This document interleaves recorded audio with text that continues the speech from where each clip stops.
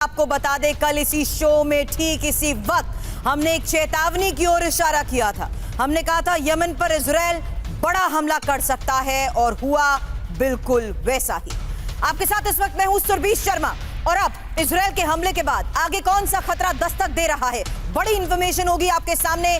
4 बड़ी खबरों से सबसे पहले आपको करा दे रूबरू, क्योंकि पहली खबर है यमन पर इजराइल के सबसे घातक हमले को लेकर और हुती पर इस हमले की पूरी डिटेल इंफॉर्मेशन अब से थोड़ी देर में आपके सामने। दूसरी और बड़ी खबर है हुती और हिजबुल्लाह पर इजराइल के डबल अटैक को लेकर, जहां हिजबुल्लाह पर भी इजराइल ने हल्ला बोल दिया है। क्या अब इस युद्ध में ईरान की भी होगी एंट्री, बड़ा सवाल। वहीं तीसरी महत्वपूर्ण खबर अगले 24 घंटे में इजराइल पर बड़े हमले के अलर्ट को लेकर है। हालांकि हुती ने हमले शुरू भी कर दिए हैं। अब से कुछ ही देर बाद इजराइल पर अब तक का सबसे बड़ा हमले का अलर्ट भी है। वहीं आपको बता दें 2 हफ्ते में ईरान के पास न्यूक्लियर वेपन होगा।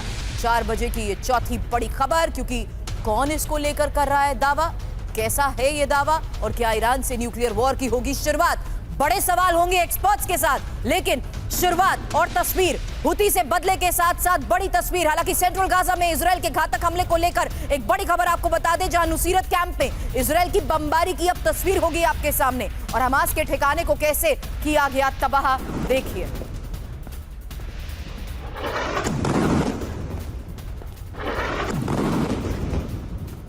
सेंट्रल गाजा में इजराइल का ये नुसीरत कैंप में हमला। इन तस्वीरों को जरा गौर से देखेंगे। सामान्य तौर पर इसी रास्ते से गुजरता हुआ एक शख्स भी आपको इसमें नजर आएगा, लेकिन उसी वक्त इस हमले को देखकर कैसे ये शख्स चौंक गया, देखिए तस्वीर।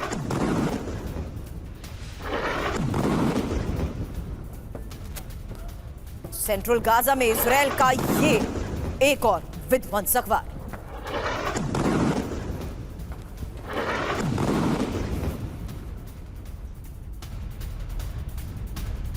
और नुसीरत कैंप में इजरायली हमले से तबाही की एक और तस्वीर आपके सामने होगी, क्योंकि यहां देखिए लाइव रिपोर्टिंग के दौरान इजरायली बमबारी की यह तस्वीर सामने आई है। इजरायली बमबारी में घायल हुई रिपोर्ट फाइल कर रही थी जो टीम उस वक्त यहां हालात को रिपोर्ट कर रही थी, वो भी इस हमले में घायल हुई।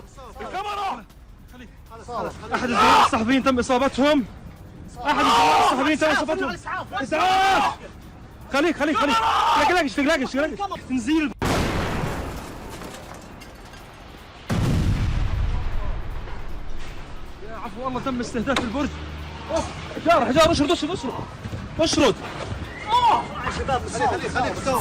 इजरायली हमले की तबाही की ये तस्वीर आपने देखी है, लेकिन अब इजरायली हमले में जमीदोज एन जालुत टावर तस्वीर आपके सामने आईडीएफ की तरफ से किए जा रहे दावे के बाद हमास का ये कमांड सेंटर जिसे ध्वस्त कर दिया गया, देखिए तस्वीर।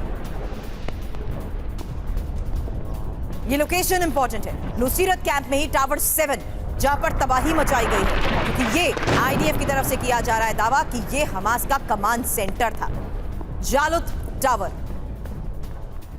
3 विध्वंसक हमलों की एक साथ तस्वीरें अब आपके सामने, जहां देखिए किस तरीके से हमास के ठिकाने को तबाह कर दिया गया। सेंट्रल गाजा में इजराइल का यह घातक हमला, वहीं लाइव रिपोर्टिंग के दौरान इजरायली बमबारी से किस तरीके से रिपोर्ट कर रही टीम हुई घायल और कैसे नुसीरत कैंप में इजराइल ने हमले को अंजाम दिया, वही तस्वीर आपके सामने। और साथ ही ये तीसरी तस्वीर उस लोकेशन की जो नुसीरत कैंप में टावर 7 बताया जा रहा है, लेकिन दावा आईडीएफ की तरफ से ये कि ये हमास का सेंटर है जिसे जबरदस्त कर दिया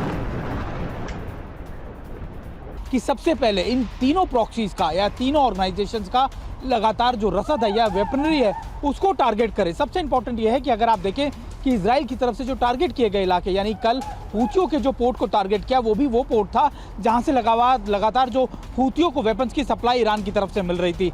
हिजबुल्लाह के कमांड एंड कंट्रोल और वेपनरी डिपो को टारगेट किया जाता है। यहाँ तक कि आप गाजा की बात कर लीजिए तो लगातार हमास के टनल्स को, उसके लॉजिस्टिक सेंटर्स को, उसके लगातार जो कमांडर्स हैं उनको टारगेट किया जाता है, क्योंकि इजराइल बेहतर जानता है कि अगर इन ऑपरेशंस को जल्दी कंप्लीट करना है, जल्दी इन पे काबू पाना है, तो आपको उनके पीछे का जो बैकअप टीम्स है उनको खत्म करना है, ताकि आगे के लोगों को, ओजीडब्ल्यूज को, ओवरग्राउंड वर्कर्स को, उनके सपोर्टर्स को वो साजो सामान हथियार ना मिल पाए। और यही इजराइल की स्ट्रैटेजी रही है जो इस समय वो तीनों प्रॉक्सीज के खिलाफ इस्तेमाल कर रहा है।